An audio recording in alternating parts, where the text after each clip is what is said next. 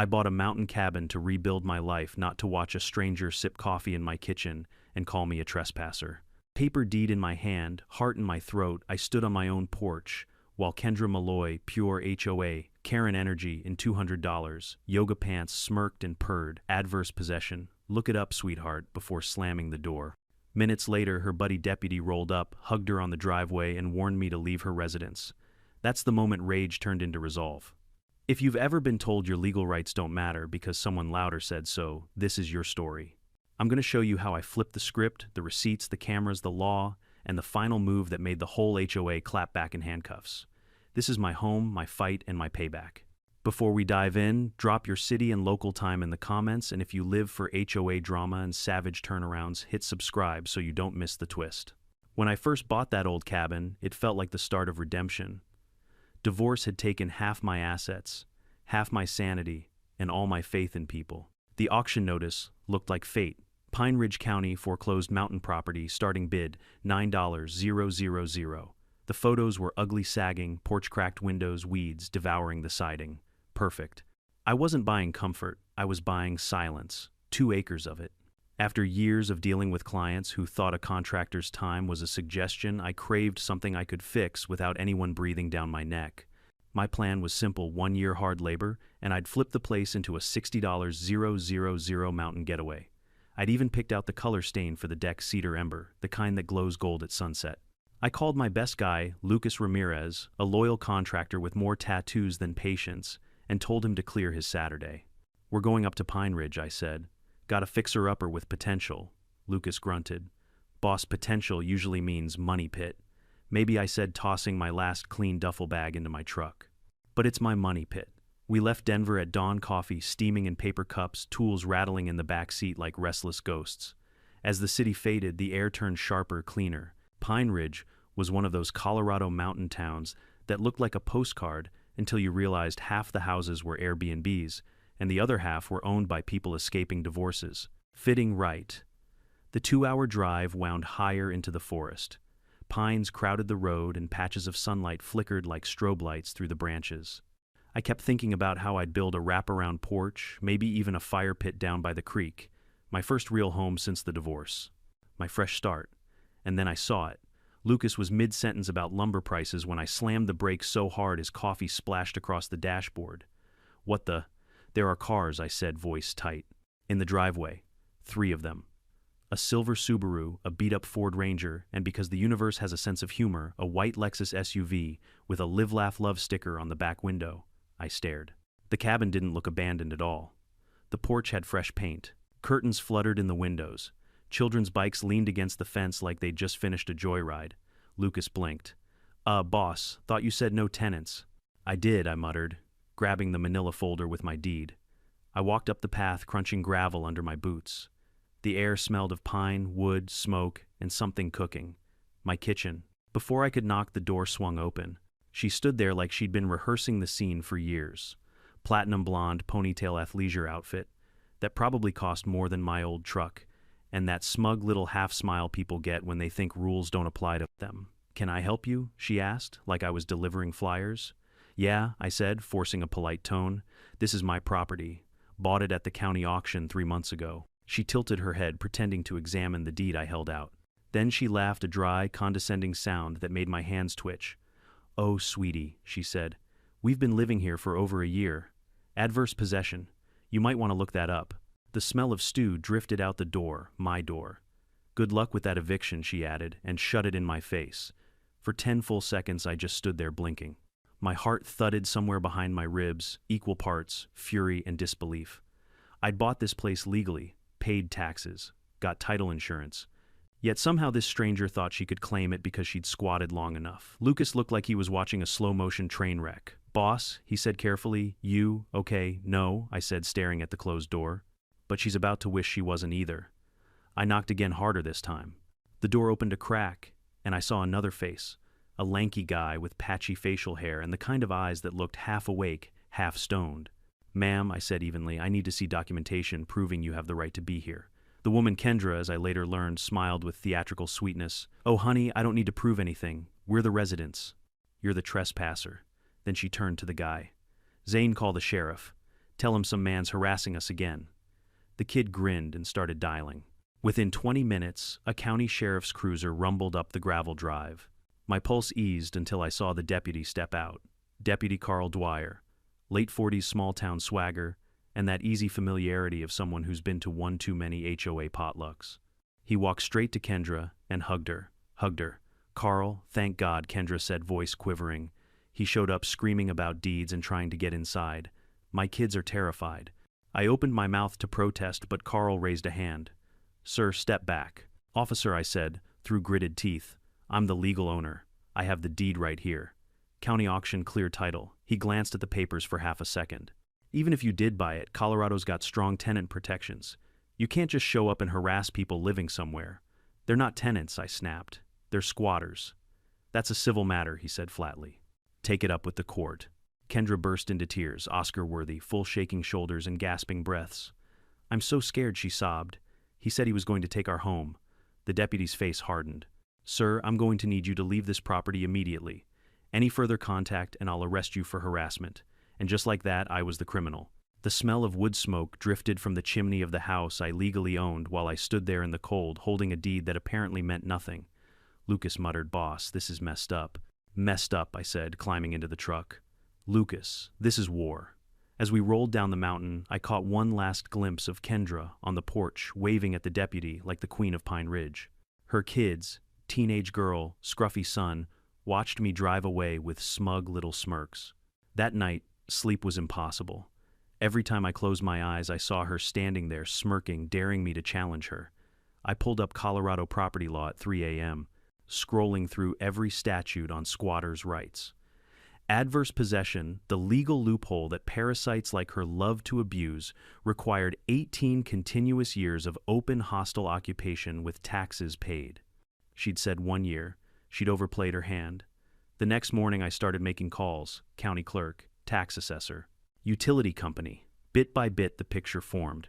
Utilities connected 8 months ago. Tax exemption. Fraudulent application filed under a fake address. And then I hit the jackpot. One local tipster mentioned Kendra ran a mountain retreat Airbnb for tourists. I searched online and found it instantly: Timberline Getaway Cozy Cabin in Pine Ridge. Photos of my cabin, my deck, my fireplace, all captioned with cheery lines like, "Perfect for families and host Kendra Superhost since 2022.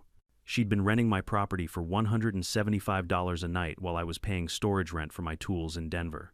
The fury burned cold this time, not hot. Cold fury gets things done.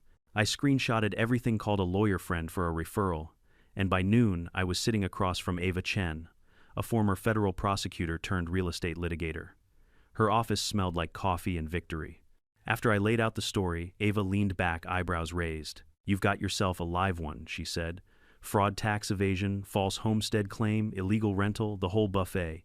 She's playing the victim on Facebook," I said. "Has the sheriff believing I'm some investor trying to evict her kids?" Ava smirked. "Then let's make the truth louder." She explained the plan: gather proof of ownership, document every statement Kendra made, file an emergency injunction to stop any income from the illegal Airbnb, and quietly report her to the IRS for unreported rental revenue. "Fraudsters always leave a trail," Ava said. "You just have to follow the smell of desperation." That night, I did just that. At 10 p.m., I parked outside the cabin in my truck, engine off, camera ready. Through the windows, I watched Kendra hosting guests, laughing, serving wine, showing them her mountain retreat. Every click of my camera shutter was another nail in her coffin. When I finally drove home, the mountain wind howled through the trees, but it didn't sound lonely anymore. It sounded like justice on its way. If you've never been publicly branded as a villain by people who don't know you, count yourself lucky. I woke up that Monday to 67 Facebook notifications, all dripping with moral outrage. The post came from the Pine Ridge Community Group, the digital heart of the town's gossip machine. It read, "A greedy Denver investor is trying to evict a single mother and her 2 kids from their longtime home in Pine Ridge. They cared for the property after the elderly owner passed away, and now this man shows up waving papers and threats. Please share before this family is left homeless." Below it were pictures of my cabin framed perfectly to look rustic and humble. And there she was, Kendra, hair messy, just so, holding a tissue in one hand and her daughter Haley in the other. The caption under the photo read, "All we want is to live in peace." By lunchtime, I'd been called everything from human garbage to corporate scum. Someone even posted my contracting business page telling people to leave one-star reviews. Within an hour they had. Lucas called, voice tight. Boss, you see the post. Folks are saying you harass women and threaten families.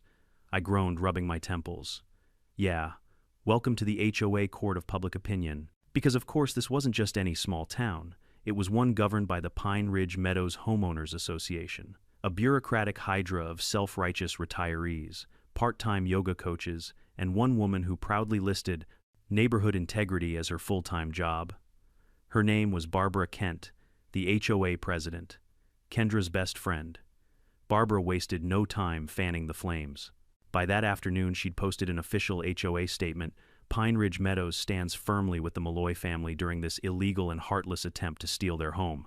Our HOA supports ethical ownership and tenant protection. Ethical ownership. From people who paved over streams to build tennis courts. I didn't even live within the HOA boundaries, but that didn't stop them from inserting themselves into my property dispute like moral referees. That night, my email inbox flooded with messages, reporters, online activists, even a mountain rights nonprofit, asking if I'd like to reconsider my actions before legal escalation. I almost laughed. Reconsider owning what I legally paid for. Instead, I decided to go quiet and strategic. Ava, my attorney, called with that same icy calm she always had. Don't post, don't comment. Let them hang themselves, she said. The more noise they make, the easier it'll be to prove malice and defamation later. Defamation, I asked. Oh, absolutely, she said, voice sharp. You're a licensed contractor with public listings. Every lie they post about you harming families is measurable financial damage. Screenshots everything. That became my nightly ritual, scrolling through social media, screenshotting every hateful comment, every call for a boycott. Some posts were almost poetic in their stupidity. He's probably from California buying up mountain homes, one wrote. Another said, people like him don't belong here. It's funny how quickly people can convince themselves they're heroes while destroying someone they've never met. But things didn't stop online. The next day, while driving through town to grab coffee, I noticed eyes following me, not curious, but hostile. Pine Ridge had about 2,000 residents, and apparently half of them now thought I was Satan with a contractor's license. At the cafe, the barista refused to serve me. We don't support what you're doing, she said flatly. I stared at her name tag, Mandy. You mean owning my property, exploiting families, she snapped. I walked out coffeeless and shaking my head. Meanwhile, Kendra wasn't just playing the victim, she was monetizing it. A GoFundMe appeared, help the Malloys keep their home. Her goal, $10,000 for legal defense. Within 48 hours, she'd raised nearly $7,500. I forwarded the link to Ava. Her reply came 10 minutes later, Ava perfect. Fraudulent fundraising. IRS will love that. While she worked the legal angle, I dug into Kendra's history. Public records showed 3 previous addresses, each one in a different Colorado county, each followed by lawsuits for unpaid rent or property damage. One landlord in Boulder even left a comment on a news article about her. She destroyed my cabin and called the cops on me when I tried to evict her. Pattern. That's what Ava kept saying. Courts love patterns. But Kendra's real genius wasn't in breaking rules, it was in convincing others to break them for her. She had this magnetic ability to make people feel like they were part of a noble cause. The HOA ate it up. Barbara, the president, scheduled a community meeting about property fairness in Pine Ridge. The flyer had a smiling stock photo family overlaid with the words, "No more outsiders taking our homes." I nearly choked when I saw it. Outsiders, I'd lived in Colorado my whole life. Lucas wanted to crash the meeting, but Ava stopped us. Let them talk, she said. We'll need the transcripts later. And talk they did. Someone secretly recorded the whole thing and sent it to me, probably a quiet sympathizer who smelled the BS. The recording opened with Barbara introducing Kendra like a guest speaker at a charity gala. She's a mother, a caretaker, and a hero, fighting for justice against corporate greed. Then Kendra launched into her story, tears flowing on cue. I cared for Mr. Briggs before he passed. I cleaned, cooked, made sure he wasn't alone. When he died, the house sat empty. I thought, why not keep his memory alive? But then this man, this stranger, shows up and threatens my kids. The audience gasped in unison. You could practically hear the torches lighting. I played that recording 3 times, jaw tightening each round, because she wasn't just lying, she was rewriting history, turning me into a villain while posing as some mountain Mother Teresa. Ava, however, was delighted. Perfect, she said. She just admitted to occupying the property without legal permission and to deriving income from it, on record. That's a confession. Still, I couldn't shake the anger. It wasn't just about the house anymore. It was about reputation, dignity, the way small-town gossip could destroy you faster than any legal system. The next morning, I drove up to Pine Ridge again, ignoring Ava's warning to stay low. I needed to see the place. Needed to remind myself what I was fighting for. When I arrived, the cabin looked even more like a stranger's home. New flower pots on the porch, wind chimes clinking, a chalkboard sign that read, "Welcome to Timberline Retreat." It hit me harder than before. They hadn't just stolen my property. They'd stolen my identity. Then, as if scripted by some cosmic prankster, Kendra walked out onto the porch with a cup of coffee, phone in hand, live streaming to her Facebook audience. "There he is again," she said, camera turning toward me. "This man's been stalking us for days. Please everyone pray for my kid's safety." I froze, jaw clenched, realizing she was baiting me for content. I smiled thinly, waved to the camera, and said just one thing: "See you in court, Kendra." Then I got back into my truck and drove off, her fake tears echoing through the mountain air. By the time I reached town again, my phone buzzed with a text from Ava. "We've got something." County records just flagged her homestead exemption as fraudulent. She claimed the same primary residence and filed taxes from another address. That's felony-level misrepresentation. For the first time in weeks, I smiled. The HOA might have the crowd and Kendra might have her performance, but I had something they couldn't fake: proof. It wasn't just about property anymore. It was about exposing a system that protected the loudest liar instead of the rightful owner. And as the sun dipped behind the Rockies, painting the sky in bruised oranges and purples, I made myself a promise: I wasn't just getting my cabin back. I was going to take down everyone who helped her steal it.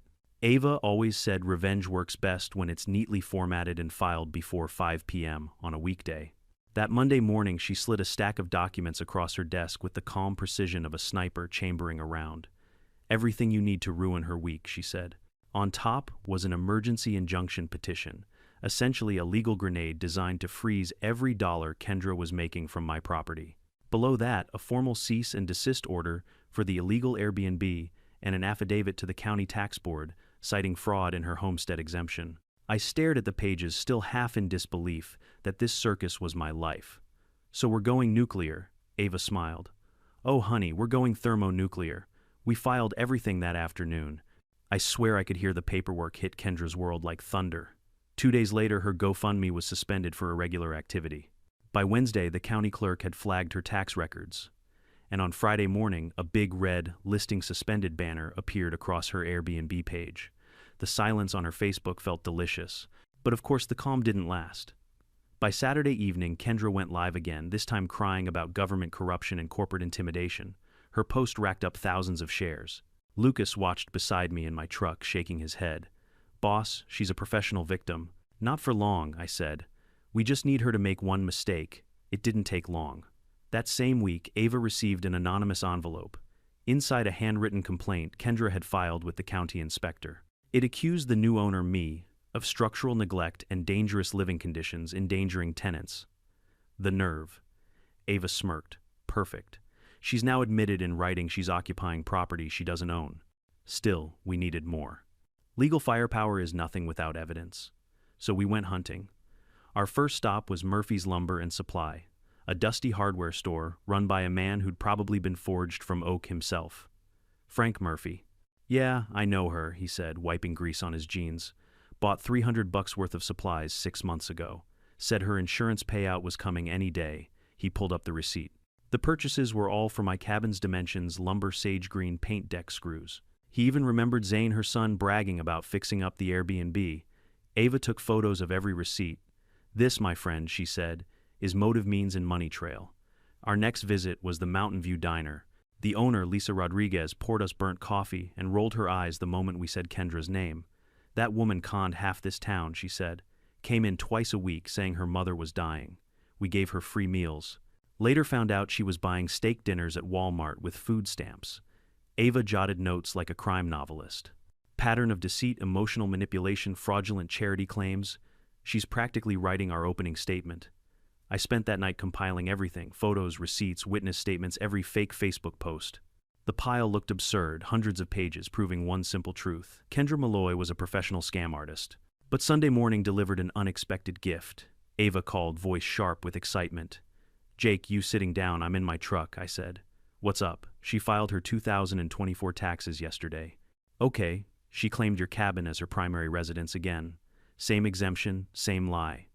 But the address listed on her driver's license, a double-wide trailer in El Paso County. That's 2 simultaneous homestead claims.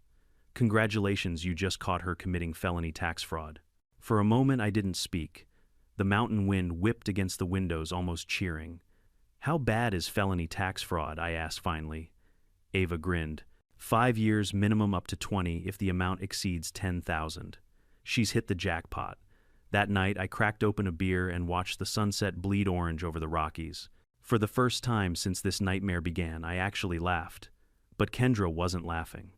At 8:43 p.m., my phone buzzed with an unknown number. I answered, and her voice came through the line like acid. "You think you're clever," she hissed. "You're ruining my life." "I'm not ruining it," I said evenly. "I'm just showing people the parts you tried to hide. You'll regret this. I know people in this town. People who can make problems disappear." "Funny," I said. "So do I." And I hung up. Ava insisted we report the threat, so we did. Deputy Dwyer took the statement with all the enthusiasm of a man reading parking tickets. His jaw tightened when he saw who it was from, though. "You've got no proof she meant harm," he muttered. I smiled thinly. "Maybe not, but I've got proof she's a fraud. And when the IRS and county investigators are done with her, she'll wish threats were her biggest problem." Dwyer scowled. "You're playing with fire, Morrison." "Good," I said, turning to leave. "Because I'm done freezing." By midweek, the dominoes started to wobble. The county assessor froze Kendra's tax records pending investigation. Her Airbnb reviews vanished overnight. The HOA meeting scheduled by Barbara Kent was abruptly postponed. And then something remarkable happened. One of Barbara's board members reached out to me privately. His message read, "Jake, I don't want to be part of this anymore." Kendra lied. She told us the old man gave her the house in a will, but county clerk says there's no record. I can testify if needed. I nearly dropped my phone. Finally, a crack in her armor. Ava was ecstatic. "We'll file for summary judgment within weeks. Once we have an affidavit from that board member, the civil court will issue an eviction order." But as the legal net tightened, Kendra did what cornered predators always do. She doubled down. Friday morning, I woke up to a call from my bank. "Mr. Morrison," the rep said cautiously, "someone filed a complaint claiming your property purchase was fraudulent. We're required to freeze certain assets pending review." My pulse spiked. "Who filed it?" She hesitated. "A Miss Kendra Malloy. She claims you wrote bad checks related to the sale." Ava nearly broke her pen when I told her. "That's criminal false reporting. We can use this." "Can she actually freeze my money temporarily?" Ava said. "But by the time this is over, she'll be the one explaining herself to the IRS, the county, and possibly the FBI." I leaned back in my chair, exhaling slowly. "Then let's give them a reason to knock." We did exactly that. Ava submitted an official complaint to the Colorado Department of Revenue attaching every fraudulent document Kendra had filed. We also sent a detailed report to the IRS Criminal Investigations Division, complete with Airbnb screenshots, bank statements, and those juicy double-address filings. Ava's grin could have melted snow. "You realize what this means, right? Once the feds start sniffing, she won't know which agency to panic about first." And panic she did. 2 days later, she posted a rambling video titled, "The Truth They Don't Want You to Know." Half rant, half conspiracy theory, it accused the county of working with corrupt investors to steal land from hard-working single mothers. Her eyes darted wildly, mascara-smudged voice rising with each word. Lucas watched the clip and whistled. "Boss, she's unraveling." "Good," I said, "because the next move isn't mine." That same evening, a black SUV rolled up to the cabin. 2 state investigators stepped out. Their jackets bore gold lettering Colorado Department of Revenue Tax Enforcement Division. They spent 4 hours inside. When they left, they carried 2 boxes of documents, a desktop computer, and Kendra's fake smile.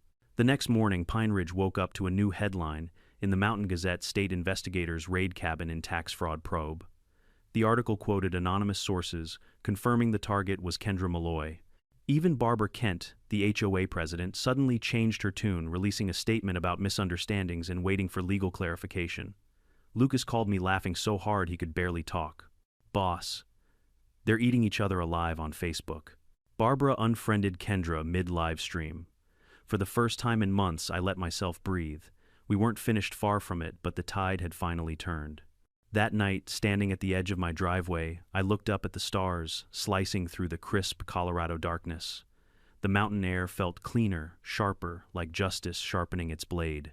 Kendra had built her empire on lies, and piece by piece, I was dismantling it. But even I didn't realize yet how deep her rot went. Because buried behind those fake tax forms and sweet Facebook posts was something darker, something the state would soon uncover, that turned my property dispute into a full-blown criminal case. And when it did, the words tax fraud would start to look like a parking ticket compared to what she'd really done. If you've ever wondered how fast a liar can implode once the truth gets oxygen, about 72 hours, that's how long it took for Kendra's perfect facade to crumble once the state investigators showed up at my cabin. Monday morning, the Mountain Gazette ran a front-page headline, "Pine Ridge Mom Under Investigation for Tax Fraud and Illegal Rentals." The article included photos of the state agents hauling out boxes from my cabin and a quote from a local source, probably Barbara Kent from the HOA, trying to distance herself from Kendra faster than a cat from a bathtub. The HOA had no knowledge of Miss Malloy's activities, she said, all innocence and pearl-clutching. We were misled. Sure, Barbara. Just last week you were hashtagging number Justice for Kendra. The reaction online was instant. All those armchair activists who'd accused me of being a corporate monster suddenly went silent. Some even deleted their comments. Others tried to pretend they'd always had doubts. Cowards move quick when the wind shifts. Lucas called me that morning, voice full of gleeful disbelief. Boss, she's trending. Not in a good way. People are calling her the Airbnb bandit of Pine Ridge. I couldn't help but smile. Good. Let's make sure the IRS sees the same nickname. Ava already had. She'd sent every article to the Revenue Department's Fraud Division with a note that simply read, "Public corroboration of ongoing misrepresentation." That woman was terrifying in the best possible way. By noon, Kendra's social media turned into a meltdown in slow motion. First, she posted a 10-minute live video from the passenger seat of her SUV, sobbing and yelling about being targeted by powerful men. Then, when that didn't land, she went for the classic pivot, claiming mental health issues, trauma from abusive landlords, and PTSD from systemic corruption. But her followers weren't buying it this time.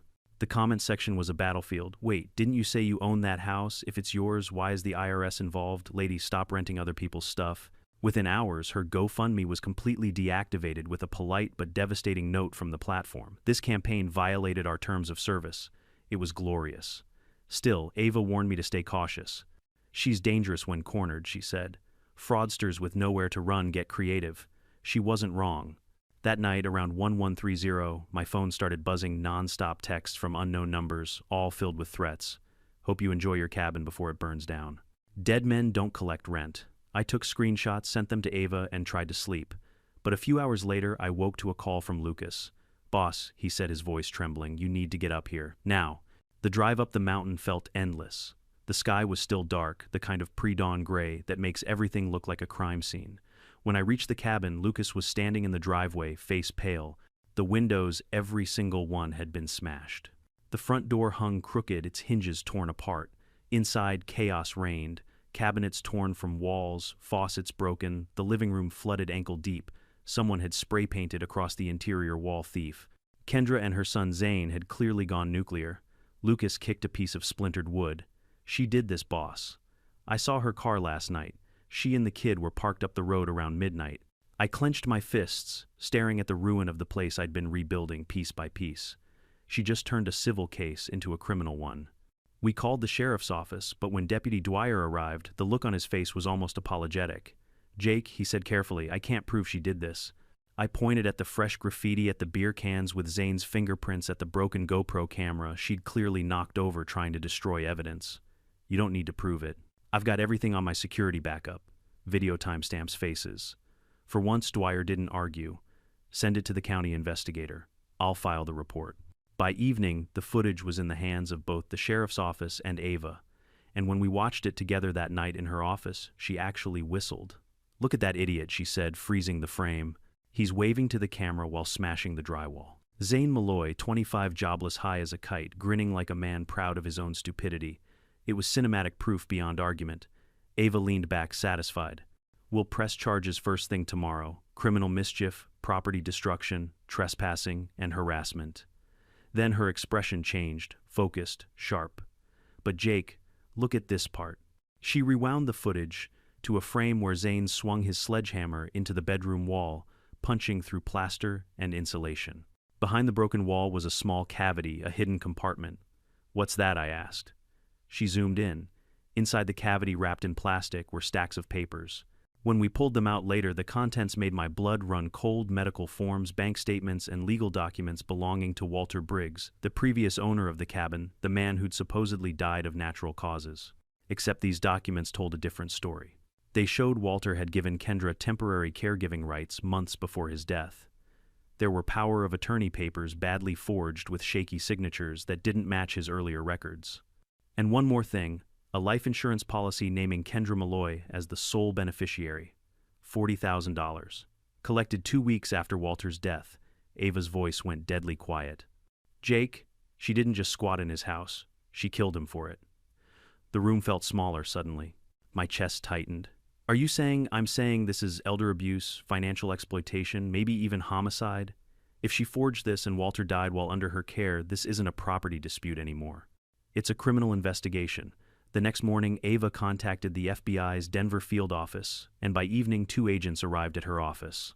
Their names were Special Agent Sophia Reyes and Agent Derek Cole, and they carried that calm, dangerous professionalism that only comes with federal badges. We handed them the documents. Reyes read in silence for several minutes, her brow furrowing deeper with each page. This matches a pattern we've been tracking, she finally said.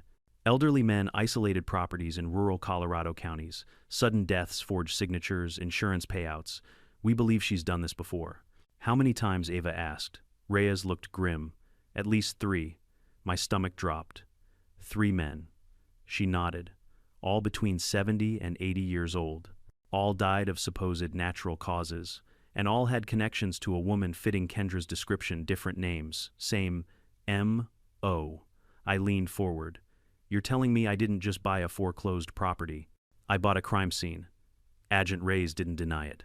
Over the next few days, the investigation accelerated like a train with no brakes. The agents subpoenaed Kendra's bank records, insurance payouts, and medical correspondence tied to Walter Briggs. What they found painted a chilling picture. Medication orders inconsistent with his prescriptions, sudden withdrawals from his accounts, and a $40,000 life insurance check deposited into her account days after his death. The FBI called it financial homicide.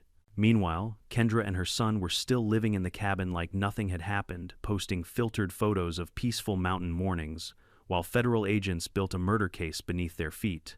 By the weekend, the news broke. The Gazette headline read, FBI investigating Pine Ridge woman in multi-county elder fraud scheme.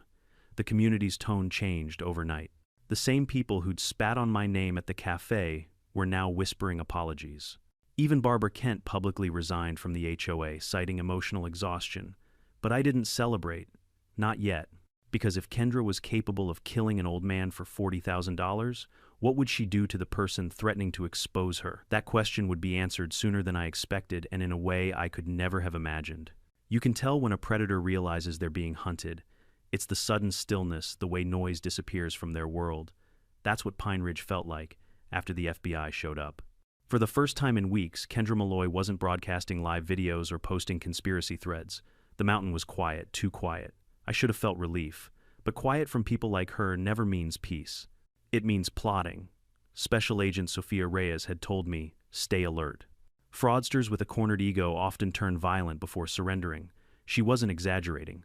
3 days after the investigation went public, I woke up to the sharp stench of gasoline. My eyes shot open heart, slamming in my chest. The smell wasn't faint, it was everywhere. I grabbed my flashlight and opened my apartment door. The concrete hallway glistened. Someone had poured fuel right outside my unit. My truck parked beneath the window had a rag sticking out of its gas tank. My hands shook as I dialed 911. The dispatcher's voice was calm, too calm. Sir, stay inside and wait for officers. When firefighters arrived minutes later, the rag was already smoldering. They got it out before it ignited, but the message was clear. This wasn't random. This was a warning. The officers dusted for prints, none clear enough. But the security camera from the parking lot caught a grainy figure, someone tall wearing a hoodie, limping slightly. Zane Malloy. Ava and Agent Reyes met me at the county sheriff's office that afternoon. Reyes flipped through the report, her jaw tightening. They're desperate, she said. This confirms everything. We'll move her to federal watch. Watch, I repeated. She just tried to burn my building down. We're building a murder case, Reyes said quietly. We need her to act just a little bit more. That little bit more came faster than anyone expected. 2 nights later, Lucas called whispering like he'd seen a ghost. "Boss, she's at the cabin, lights on. Looks like she's cleaning something. Cleaning what can't tell, but she's wearing gloves and burning papers in the fireplace." I was already halfway out the door. When I pulled into the gravel road that led to my property, the night was silent except for the faint crackle of flames. My headlights swept across the porch, and there she was. Kendra hunched over a metal bin, feeding it papers one sheet at a time. The orange glow lit her face like a demon out of a campfire story. "Evening, Kendra," I called, stepping out. She froze, then slowly turned. "You shouldn't be here," she said, voice trembling between fear and fury. Funny, I was about to say the same thing. "You're ruining my life," she hissed. "You don't understand what it's like for women like me." "Stop," I snapped. "Don't play the victim. Not after what you did to Walter Briggs." For a heartbeat, her mask slipped, just a flicker like a snake blinking before striking. "You think you know everything," she sneered. "That old man was going to die anyway. He wanted company. I gave him that. And took his money," I said. She smiled faintly. "And his house." The audacity made me laugh, a harsh sound that startled even me. "You're not clever, Kendra. You're sloppy. You left his insurance papers in my wall." Her face went still. Then slowly she exhaled. "Guess I'll have to deal with that." Something metallic glinted in her hand. It took my brain half a second to register a small pistol. Cheap, reckless. "Back up," she said, voice shaking. "I didn't mean for it to go this far, but you keep pushing me." "Kendra," I said, raising my hands, "think about what happens next. You pull that trigger, and you don't walk away from this. The FBI's already watching you. Every call, every move." Her hand trembled. "They won't believe you. Everyone thinks I'm a victim." "Not anymore," I said softly. "They saw the footage. They know." She blinked rapidly, eyes darting toward the dark woods behind me like she was calculating her escape, and then headlights flared behind her. A black SUV screeched to a stop, doors flying open. Reyes and 2 federal agents stepped out, weapons drawn. Kendra Malloy dropped the firearm. Kendra spun, panic surging across her face. For a moment she looked almost childlike, terrified, cornered. Then she tossed the gun into the dirt and fell to her knees. "I didn't kill anyone," she screamed. "He was sick. He wanted me there." Reyes approached, cuffs glinting in her hands. "Then you can explain that to a judge."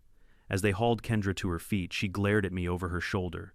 "You think you've won," she spat. "You don't even know what you're part of." Her words hung in the night like poison. Later at the sheriff's office, Reyes told me what they'd found. The papers she'd been burning weren't random. They were financial ledgers and phone logs connecting her to 3 other elderly victims in Colorado and Wyoming. Each had signed suspicious care agreements weeks before their deaths. Each had life insurance payouts listing fake relatives as beneficiaries. But that wasn't the worst of it. Reyes set a folder on the table. "We found her encrypted drive," she said. She kept digital records of everything: photos, emails, banking trails. She wasn't just freelancing. She was part of a small criminal network that targeted elderly homeowners. I sat back, cold creeping through my chest. "A network, yes," Reyes said grimly. "She learned the playbook from a group of traveling con artists. They'd move from county to county, posing as caregivers, nurses, even church volunteers. Once the victim died, they'd claim residency, forge wills, and flip the properties to cash buyers." "And my cabin?" I asked quietly. "Your cabin was supposed to be her 4th flip," Reyes said. "But when Walter died unexpectedly, the county moved faster than she expected and put it up for tax auction. You bought it before she could fake a transfer deed. So I ruined the pattern," I murmured. "You exposed it," she corrected. "Without your purchase, the others would have gone unnoticed." The room went silent except for the hum of fluorescent lights. After Kendra's arrest, the media frenzy reignited, but this time I wasn't the villain. Reporters wanted interviews. Neighbors apologized in shaky voices. Even Barbara Kent from the HOA showed up at my construction site with cookies and crocodile tears. I feel just awful about everything she said, eyes wide behind her pearl glasses. "We had no idea she was that kind of person." I smiled thinly. "No worries, Barbara. Maybe next time verify before you crucify." Her cheeks flushed. She turned and left without another word. Over the next few weeks, federal agents pieced together Kendra's crimes like a twisted puzzle. Turns out she had aliases in 3 states: Kendra Briggs, Kendall Harper, and Nora Malone. Each identity linked to a different elderly man who had died under mysterious but natural circumstances. The discovery rocked Colorado. The press dubbed her the Widow of Pine Ridge. But the FBI wasn't done. They arrested Zane, too, charged with property destruction, accessory to fraud, and attempted arson. When they took him, he reportedly told them Mom said we were the victims. Delusion runs deep. Through it all, Agent Reyes kept me updated. The investigation expanded, uncovering bank accounts in Nevada, a burner phone tied to forged insurance claims, and 2 witnesses from a nursing home who remembered Kendra visiting patients under fake credentials. The scale was staggering. What started as a squatter dispute had become a multi-state fraud and homicide case. Still, part of me couldn't shake the personal anger, the sheer violation. She'd used my property, my life, as her stage. When the FBI finished processing the cabin, I returned for the first time since the arrest. The air was sharp, with pine and ashes, but it smelled clean again, free of gasoline lies and manipulation. Inside, the walls were stripped bare. Evidence tags hung from corners like sterile reminders of the chaos that had lived here. In the bedroom, sunlight pooled across the floorboards. I stood there for a long time, listening to the hum of wind through the broken glass. Then I whispered to the empty room, "You're free now, Walter." That night, back in town, Reyes called with one final revelation. "Jake," she said, "we recovered a voice memo from Kendra's encrypted drive, dated 3 days before her arrest." She played it over the phone. Kendra's voice crackled, ragged but defiant. "He thinks he's won, but he doesn't know I kept the originals. They'll never find all of them. Not before I'm gone." Reyes sighed. "We don't know what originals means yet. Could be documents, could be accomplices. But we'll find out." I stared out the window at the dark horizon. "Whatever it is," I said, "I'll be ready." Because deep down I knew this story wasn't over. Every liar leaves ghosts behind, and the mountain wasn't done whispering yet. By the time the FBI finished mapping Kendra's network, Pine Ridge wasn't just gossiping, they were hiding. People who'd once defended her now whispered about the murders in the mountains, and parents warned their kids to stay away from her old cabin. The local Facebook groups that had mocked me weeks earlier suddenly filled with posts like, "We always suspected something was off about her." Right, sure you did. But the feds weren't celebrating yet. Agent Reyes made it clear, "We've got evidence for fraud, elder abuse, and conspiracy. But if she murdered those men, and there are 4, not 3, we need a confession or physical proof before trial." The 4th name hit me like a punch. Earl Wainwright, 78, a retired train engineer from Wyoming. Same MO, met Kendra at a grief support group, transferred his will 6 months later, dead 3 after that. Kendra had reinvented herself as Nora Malone that time. The woman was a chameleon wrapped in Lululemon. "She's in custody," I said. "What more do you need?" Reyes leaned across the table. "Kendra's good at surviving. She'll plead diminished capacity, claim manipulation, maybe even blame Zane. We need her on record, admitting intent." "How do you get that?" Reyes' smile was cold. "You bait her." 2 weeks later, Kendra's attorney filed a motion for pretrial release. The judge, pressured by the defense's nonviolent offender argument, allowed her temporary house arrest bracelet monitor, restricted movement, weekly check-ins. I was furious. Ava was livid. Reyes, however, just nodded. "Perfect," she said. "Let's end this on our terms." The plan was simple, in theory, and terrifying in practice. The FBI knew Kendra was addicted to attention. She couldn't stand losing the narrative. So they'd tempt her with one last stage, a town hall meeting on property rights and corruption in Pine Ridge, live-streamed to local news. Reyes wanted me there, front row, playing the role of the man who'd ruined her life. "She won't resist the spotlight," Reyes explained. "If she cracks, it'll be public and admissible." I hesitated. "You're using me as bait." Reyes didn't blink. "You're the only person she'll perform for." The week leading up to the meeting was eerie. Pine Ridge buzzed with half excitement, half fear. Flyers went up at gas stations, community forum, housing rights and justice. Beneath, in small print, featuring speaker Kendra Malloy, Barbara Kent, freshly dethroned from her HOA throne, tried to slither back into relevance by hosting it at the community center. She told the Gazette, "We're about healing." "Sure, Barbara. Healing through televised trauma." The night of the event, the air was razor cold. The community hall overflowed with spectators, neighbors, reporters, and the entire FBI disguised as audience members. I sat near the back beside Lucas, who whispered, "Boss, you sure about this?" "No," I said, "but I'm done running from ghosts." At exactly 7:15, Kendra arrived in a wheelchair. Neck brace, arms, sling, and oxygen tank she clearly didn't need. Her son Zane pushed her eyes, darting nervously. She wore a soft cardigan, and that same plastic smile she'd weaponized for years. The crowd murmured in sympathy. Barbara took the microphone first. "We're here tonight to discuss the truth behind the property dispute that divided our town. Miss Malloy has bravely agreed to speak." Kendra rolled to the podium, adjusting her microphone with a trembling hand. Her voice was a delicate whisper, perfectly rehearsed. "I'm here tonight," She began because people like me, single mothers, caretakers, are being crushed by greedy men who think they can buy our homes and our dignity. Applause rippled through the hall, hesitant but real. She dabbed fake tears. When Walter Briggs died, I was the only one there for him. I made sure his last days were filled with love. Then this man, Jake Morrison, bought our home at auction and tried to throw my children into the snow. I could feel my pulse hammering. Every sentence was a lie, but I stayed quiet. Kendra's voice strengthened. And now the FBI claims I'm some kind of criminal. But the real crime is what they're doing to you. They want your land, your homes, your freedom. Right on cue, Agent Reyes stood up from the back row, flashing her badge. Federal Agent Reyes, Mrs. Malloy, since you've brought up the FBI, would you like to explain these? She held up a manila folder and handed copies to the front row. Inside, Kendra's forged power of attorney forms bank withdrawals and insurance payout slips. The audience murmured. Cameras zoomed in. Kendra froze. Then she laughed, a high brittle sound. Those papers mean nothing. Walter wanted me to have the house. He loved me. From the center row, a man stood up slowly. Mid-50s, weathered face, grief etched in every line. Colin Briggs, Walter's nephew. Loved you, he said quietly.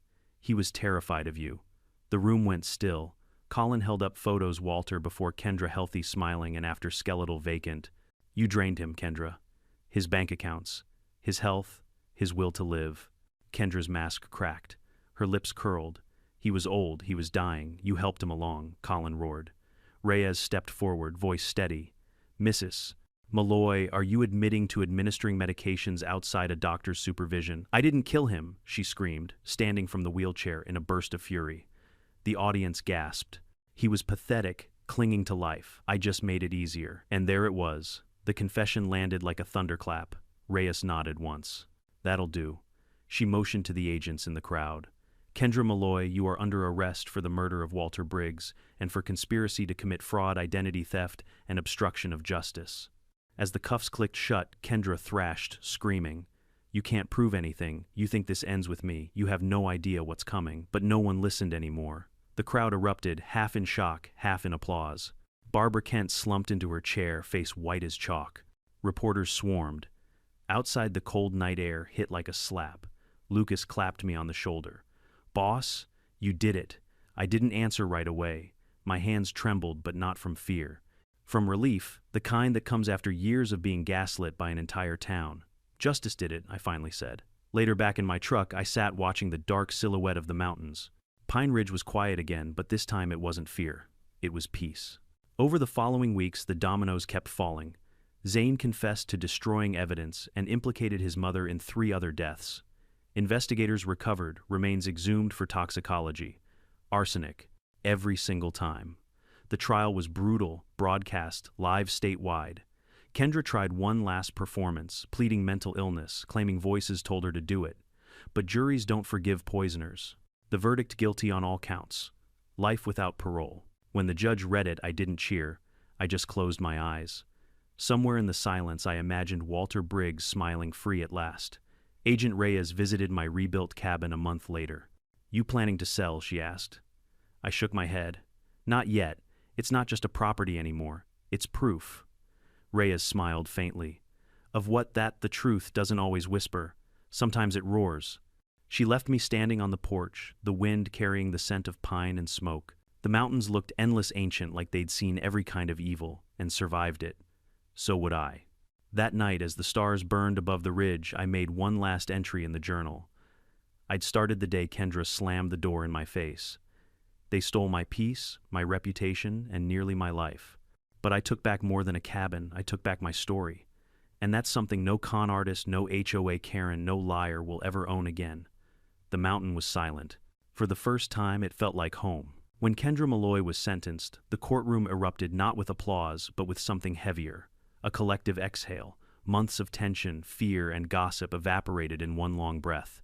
The Mountain Gazette headline the next morning read, "Widow of Pine Ridge sentenced to life justice for Walter Briggs." It should have felt like victory. And it did for about 5 minutes. But after the adrenaline faded, reality set in. The cabin, my cabin, was a ruin. Broken walls, shattered glass, burned scars, and crime scene tape that flapped in the cold mountain wind. Every nail felt haunted. Every board creaked like it remembered. Still, I went back. The FBI cleared the property, tagging and photographing every inch before handing me the key. Agent Reyes met me in the driveway that morning, her black SUV idling behind her. "You sure you want to see this today?" she asked. "I need to," I said. She nodded once. "Closure isn't a place," she said. "It's a process. But this is where it starts." Inside, the smell of bleach and old smoke hit me hard. The fireplace was bricked shut, sealed after the agents found fragments of burned documents in the ashes. The once cozy living room was stripped bare, walls pockmarked from evidence collection. The kitchen sink hung crooked, full of dust and old water stains, but it was mine again. I walked through, slowly tracing my fingers along the beams. Lucas arrived an hour later with his truck full of tools. "Well," he said, surveying the place, "guess we've got our work cut out for us." I laughed for the first time in months. "You think?" We started that afternoon, ripping out damaged drywall, patching the roof, replacing floorboards. It wasn't glamorous. It was cold, back-breaking, honest work. The kind that reminds you life goes on whether or not the world notices. By week 2, volunteers began showing up. Lisa from the diner brought coffee and sandwiches. Old man Frank from Murphy's Lumber offered to supply wood at cost. Even Deputy Dwyer, once Kendra's lapdog, showed up, one Saturday, hammer in hand and guilt written all over his face. "Didn't see the truth soon enough," he said, not meeting my eyes. "You mind if I help?" I handed him a pair of gloves. "Start with the fence." Word spread fast. Within a month, the cabin wasn't a crime scene anymore, it was a community project. The same town that once branded me a monster now worked side by side to rebuild what they'd helped destroy with their silence. Irony has a wicked sense of timing. As spring melted into summer, the property started to look alive again. The porch was rebuilt, the walls painted a warm cedar brown. I installed new windows that looked out over the pines. And one evening, while fitting a frame in the master bedroom, I found something wedged deep inside the wall cavity, a small tin box sealed with tape. For a moment, my stomach dropped. I thought it might be another ghost from Kendra's past. I opened it carefully. Inside were old photos, Walter Briggs, as a young man smiling beside a classic truck, a wedding picture, and a handwritten note on yellowed stationery. "To whoever owns this house, next take care of the creek. It's where I met the love of my life. If the walls ever feel heavy, open the windows. The mountain will remind you it's still good." I stood there for a long time, staring at the words. The man had written his legacy into the walls, and somehow, even through all the horror that followed it, had survived. That night, I sat on the porch with Lucas, drinking beer as the sun dipped behind the ridge. "You ever think about selling?" he asked. "Not anymore," I said. "This place isn't just mine, it's his too. Feels like we both earned it." Lucas nodded. "Guess that makes it sacred ground." "Yeah," I said, smiling faintly. "Sacred and slightly cursed." We both laughed, but the truth was heavier. The town was healing, but scars don't vanish. They just fade until you forget where they start. By midsummer, the Pine Ridge Council voted to disband the old HOA entirely. Barbara Kent resigned under personal stress, though rumor had it she was quietly being investigated for tampering with community funds. Karma had excellent aim. The new mayor, an ex-forest ranger named Tom Wheeler, visited my property in July. He shook my hand, looked around and said, "Heard you're good with tools. How about helping rebuild the trail bridge near the creek, volunteering me already?" I joked. He smiled. "After what you've been through, you're the only man I trust with a hammer in this county." So I helped. Not for them at least, not at first. But rebuilding that bridge, plank by plank, became a kind of therapy. The rhythm of hammer strikes and sawdust felt cleaner than paperwork and police reports. Sometimes when I walked that trail alone, I thought about Kendra's last words, "You don't know what you're part of." The FBI had traced 2 of her accomplices, but the others had vanished. Whether they'd been smart or lucky, no one knew. Reyes promised they'd keep digging, but I'd learned not to expect neat endings. Evil rarely travels alone. In late August, the Gazette published a follow-up story, "Pine Ridge Reclaims Its Heart." It painted me as some folk hero, the man who saved the town from corruption. I couldn't read past the headline, "Heroes don't feel this tired." Still, the article drew visitors. Tourists came to see the infamous cabin that started it all. Some wanted selfies. Others just stood quietly as if paying respects. One couple asked if they could rent it for their honeymoon. I laughed so hard, I nearly choked on my coffee. "No rentals," I said. "Not ever again." Instead, I turned the cabin into something different. With Ava's help, I registered it as a nonprofit retreat for victims of real estate fraud and elder exploitation. We called it the Briggs Foundation in honor of Walter. The idea spread faster than I expected. Donations came from across the state, people who'd lost homes, inheritance, or loved ones to scams just like his. At the opening ceremony, Agent Reyes gave a small speech. "This story started with greed," she said, "but it ends with grace." I didn't give a speech. I just stood on the porch as the sun set behind the ridge, watching the crowd of strangers, people united by pain and resilience. Later, as the evening cooled, Reyes joined me. "You ever think about leaving Pine Ridge?" she asked. Sometimes, I admitted. Then I remember leaving once almost cost me everything. The only way to beat ghosts is to live where they died. She smiled. "That's poetic." "I'm a contractor," I said, "not a poet. But maybe the mountain's rubbing off on me." Autumn crept in, slow and golden. The air turned crisp, the forest humming with quiet. On the anniversary of Walter's death, I hiked down to the creek, the same one he'd written about in that note. The water sparkled through fallen leaves, whispering like it always had. I brought a small wooden plaque I'd carved myself, Walter Briggs, 1931-2023. He built a home. We kept it standing. I drove the post into the ground beside the stream, took a step back, and felt something shift in my chest. Closure, maybe, or peace. On my way back, I saw someone waiting by the cabin gate, a teenage girl with red hair wearing a worn jacket. "Can I help you?" I asked.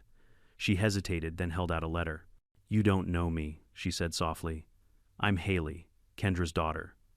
My pulse froze. She looked nothing like her mother. Nervous eyes, trembling hands. I just wanted to say I'm sorry. For everything she did. For what she turned us into. I took the letter. "You don't owe me that," I said gently. "But thank you." She wasn't always like that, she whispered.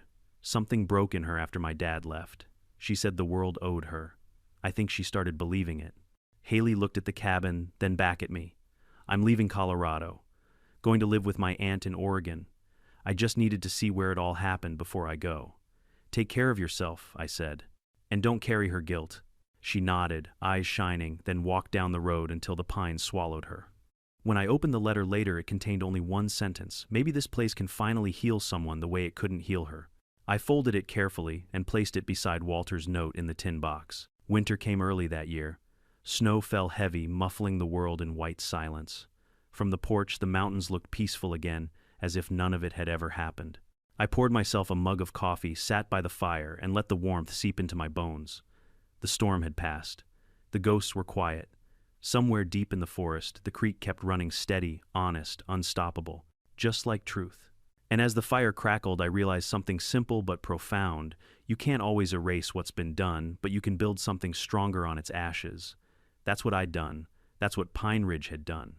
We rebuilt, we remembered, and we kept the mountain standing. The snow came heavier that winter than anyone in Pine Ridge could remember. By mid-December, the road to my cabin turned into a white corridor of silence, pine branches bending under the weight.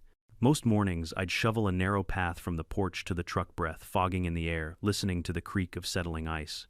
It was peaceful, the kind of peace I used to think only existed in stories. But peace doesn't mean quiet. It means acceptance. And acceptance came slow. Every time the wind blew through the valley, I still half expected to hear Kendra's voice, slick and self-righteous, claiming what wasn't hers.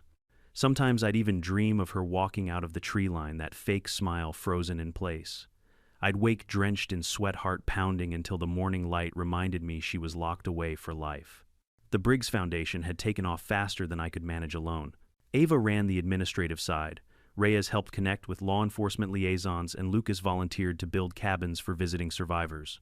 We'd hosted 3 families by Christmas, each with their own version of the same nightmare. Forged deeds, fake liens, fraudulent HOAs, every story different yet painfully familiar. One afternoon, a woman named Marjorie Lane arrived from Arizona, 65, thin as a rail, with hands that shook when she tried to sign her name on the intake form. "They took my husband's farm," she whispered, said he owed back taxes. He'd been dead 5 years. She'd lost everything, land, home, retirement, because someone filed forged tax liens using a defunct company name. It mirrored Kendra's tactics down to the signature style. "You sure she's in prison?" Marjorie asked. Because this felt practiced. That night I couldn't sleep.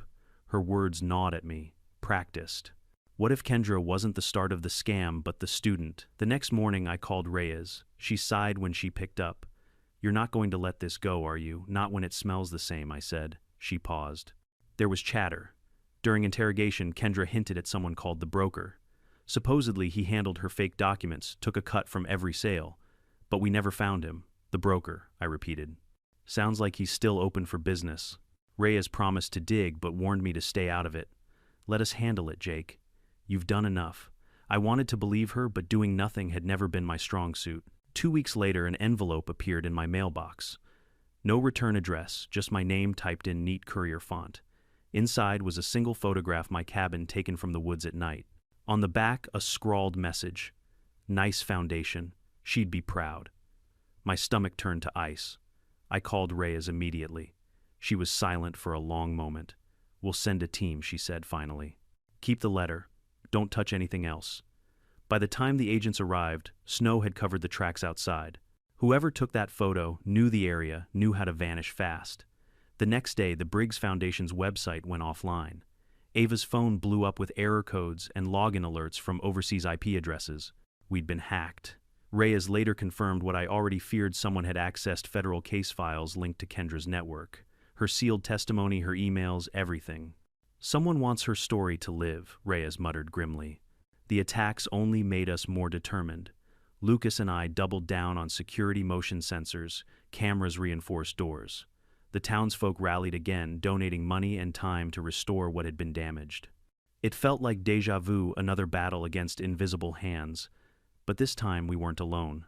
On New Year's Eve, we held the first annual Mountain Vigil, a candlelight gathering to honor victims of property scams and elder abuse. More than 100 people showed up, bundled in coats, their faces glowing in the flickering light. I spoke briefly, voice trembling more than I expected. This mountain saw darkness, I said, but it also saw what happens when people refuse to stay silent. Walter Briggs didn't die for nothing. Kendra's lies didn't bury us, they woke us up. The crowd murmured in agreement. I looked out at the sea of lights, and for the first time Pine Ridge looked united, not by fear or gossip, but by purpose. After the ceremony, a woman in a red parka approached me. You don't know me, she said, her voice barely above the wind, but you helped my father. I frowned. I did, she smiled sadly. He was one of Kendra's victims. Name was Earl Wainwright. You helped catch her. Earl. The fourth man. She pressed a folded letter into my hand. He kept a journal before he died. Said if anyone ever found the truth, he wanted them to have this. When I opened it later, the handwriting was shaky but clear. If you're reading this, it means someone finally saw through her charm. Don't let her kind win. When liars build houses, build truth instead. Brick by brick. I didn't sleep that night. I sat by the fire, staring at those words until dawn. Spring came early, and with it more stories. More people reaching out for help. The Briggs Foundation grew faster than any of us expected. We partnered with local lawyers, hosted free legal aid clinics, and built 3 new cabins for victims needing temporary shelter. One of them housed Marjorie for a month. Watching her smile again, the kind of weary, tentative smile that says, maybe, just maybe, hope isn't dead, reminded me why we'd started all this. Ava joked that we were turning Pine Ridge into the most honest town in Colorado. I told her I'd settle for the least corrupt. But every victory carried the shadow of that photograph, the broker, the message. Whoever was behind it hadn't surfaced again, but I knew better than to relax. Evil adapts, it doesn't retire. By summer, documentaries came calling. Netflix, Hulu, even a true crime podcast with a name so dramatic I almost laughed, The Widow's Web. I turned most of them down except one small independent filmmaker, a woman named Tessa Liu, who wanted to focus not on the murders but on what came after. Everyone covers the crime, she said. No one covers the recovery. You built something from the ashes. That's rare. I agreed on one condition. No reenactments, no fake dramatizations, just truth. When the documentary released 6 months later, it went viral. Not because it was flashy, but because it was human. Viewers saw a small town learning accountability, a broken contractor rebuilding his life, and a mountain that refused to stay haunted. The comments section was flooded with messages. This gave me courage to fight my HOA. My dad lost his house to scammers. I'm going to court next week. Good always wins eventually. For once, the internet wasn't tearing something down. It was lifting it up. That autumn, I got a call from Reyes. Her tone was lighter than usual. We found him, she said. The broker, yeah. Name's Harold Stone. 68. Used to work in real estate law. He's been laundering fraudulent deeds through shell companies since the 90s. Kendra was one of his protégés. Where is he now? In custody, she said with a satisfied sigh. Tried to bribe his way out. didn't work. He's flipping on half his network to save himself. You'll be happy to know, he mentioned, Pine Ridge said you ruined a very profitable system. I couldn't help but laugh. Best compliment I've ever gotten. When I hung up, I stepped outside. The air was crisp, the forest alive with the smell of rain and cedar. I thought about Walter Earl and all the others. They hadn't just been victims, they'd been teachers. They taught me that truth doesn't fade, it echoes.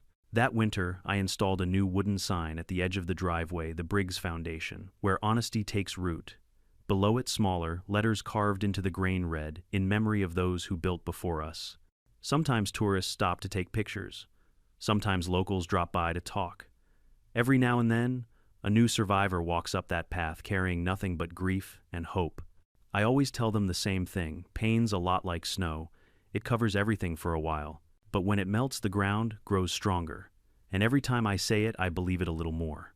That night, as I sat by the window with a mug of coffee, a soft light flickered in the distance, the creek reflecting the moon steady in silver. The wind carried faint laughter from the volunteer cabins down the hill. I realized then the mountain didn't just witness tragedy. It remembered triumph too. And maybe that's what Walter meant when he wrote his note. The mountain would remind us it's still good. As the fire crackled low, I whispered into the quiet, "We did it, old man. We built truth." The mountain didn't answer. It didn't need to. A year after the storm, Pine Ridge didn't feel cursed anymore. The town had changed subtle at first, then all at once. The whispers were gone. The eyes that once judged now greeted me with nods and warmth. Even the air felt cleaner, lighter. It wasn't just that Kendra Malloy was locked away. It was that her shadow no longer defined us. We had learned to live beyond her lies. Every morning I woke before sunrise, brewed coffee, and sat on my rebuilt porch. From there, I could see the creek sparkling under the early light, the reflection of pine trees like brushstrokes across the water. Some mornings, fog rolled through and blanketed everything in silver, reminding me how easy it is for truth to vanish until the sun burns it clear again. The Briggs Foundation had grown far beyond what I ever imagined. We weren't just helping victims now, we were teaching law enforcement, hosting seminars on fraud detection, even partnering with universities for forensic accounting research. Agent Reyes, now retired from the Bureau, served as our lead legal advisor. Ava ran day-to-day operations with the kind of efficiency only trauma survivors can master. Lucas, who used to just swing hammers, now trained volunteers in home restoration projects for scammed families. And me, I'd become the reluctant spokesperson for resilience. Every TV interview, every article, every time someone called me a hero, I felt the same quiet discomfort. I wasn't a hero. I was just a man who refused to let a liar write my ending. Still, there was something healing about watching others rebuild what was stolen from them. One family, the Carters, had lost their entire savings to a fake HOA board in Texas. When they arrived, their kids wouldn't speak. 6 months later, those same kids were fishing in Walters Creek and laughing like they'd never known fear. Watching that, I understood something profound. Justice isn't a verdict, it's continuity. It's life moving forward when evil thought it had stopped you. One quiet afternoon that summer, I received an unexpected visitor. A federal courier dropped off a sealed manila envelope from the Department of Justice. Inside was a short letter stamped and signed. "This is to inform you that as of the 12th of June, 2027, United States v. Harold Stone has concluded. Defendant pled guilty to 27 counts of real estate fraud, money laundering, and conspiracy.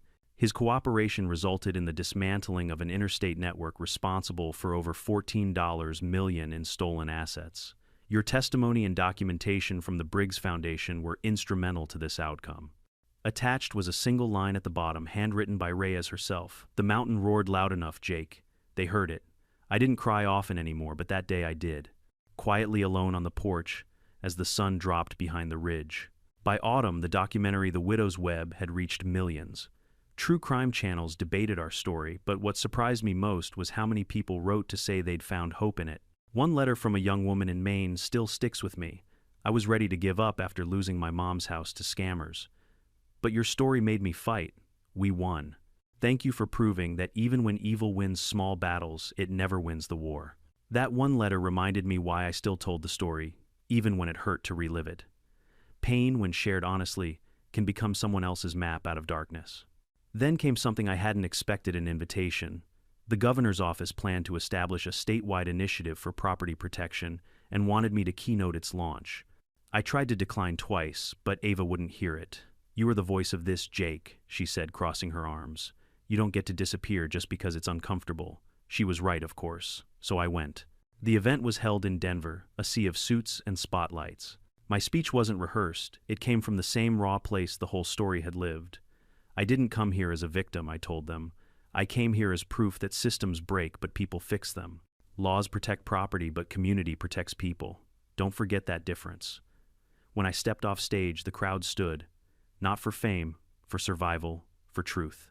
For every person who ever stared at a forged paper and thought maybe justice isn't real. That night I drove back to Pine Ridge alone, headlights cutting through the rain. The mountain loomed ahead like an old friend, watching, waiting. Months later, the first snow of the season dusted the foundation grounds. We held our annual remembrance at the creek, a tradition that had grown into something almost sacred. Dozens of people gathered candles, flickering against the dark. Among them was Haley Kendra's daughter, now 19. She'd come every year since our first vigil. She'd gone to school in Oregon studying psychology, working toward a career in victim advocacy. When she took the microphone, her voice didn't tremble anymore. "My mother's story doesn't define me," she said, "but it taught me that lies don't vanish, they grow roots until someone rips them out." Mr. Morrison didn't just rip them out, he planted truth in their place. The crowd went silent, then applauded softly. Afterward, Haley approached me at the creek. "I'm moving back," she said, "not to hide, to help." I nodded, throat tight. "You've got a place here anytime." The reflection of candles shimmered on the water like constellations. Somewhere beyond them, I imagined Walter Earl and every other victim we'd fought for smiling in the current. Late that night, after everyone left, I stayed behind at the cabin. The fire was low, the world outside utterly still. I walked out to the porch where snow had already begun to settle again. The mountain stood silent, timeless. And then I remembered something Walter had written in that old note I'd found years before. "If the walls ever feel heavy, open the windows. The mountain will remind you it's still good." So I did. The cold air rushed in, carrying the scent of pine and smoke. I stood there breathing it in, every scar and memory threading into one truth. I'd come to Pine Ridge broken. The mountain didn't just give me my life back, it gave me purpose. When I turned to look inside, the firelight cast long shadows across the cabin walls, but they didn't feel menacing anymore. They felt alive, like reminders of the people who'd lived, fought, and rebuilt within these walls. I whispered to the quiet, "We kept our promise, Walter." And for the first time in years, I swore I heard a faint voice carried by the wind, just a whisper, almost a laugh. Maybe it was imagination, or maybe mountains remember gratitude too. They say revenge is sweet, but it isn't. It's bittersweet like whiskey after a funeral, warm but heavy. What lasts longer than revenge is reclamation, the act of taking back, not just what's yours, but who you are. I learned that monsters aren't born with claws or teeth. They're made from entitlement, greed, and the belief that no one's watching. But the truth always watches. It may take time, but it always finds its way home. The Briggs Foundation now helps hundreds every year. I still live in the cabin, still fix things, still listen to the creek at night. Because no matter how many liars try to rewrite history, there will always be builders like us, people who take the rubble and make something honest from it. So if you've been wronged, cheated, or stolen from Listen to Me, you can't control the storm, but you can build after it. Brick by brick, nail by nail, truth by truth. And one day when the wind hits just right, you'll hear what I did, the mountain whispering back, "You made it." Drop your thoughts below. Tell me what you'd rebuild if you could start fresh. And if you ever need proof that justice can still win, look up at the mountains. They're still standing.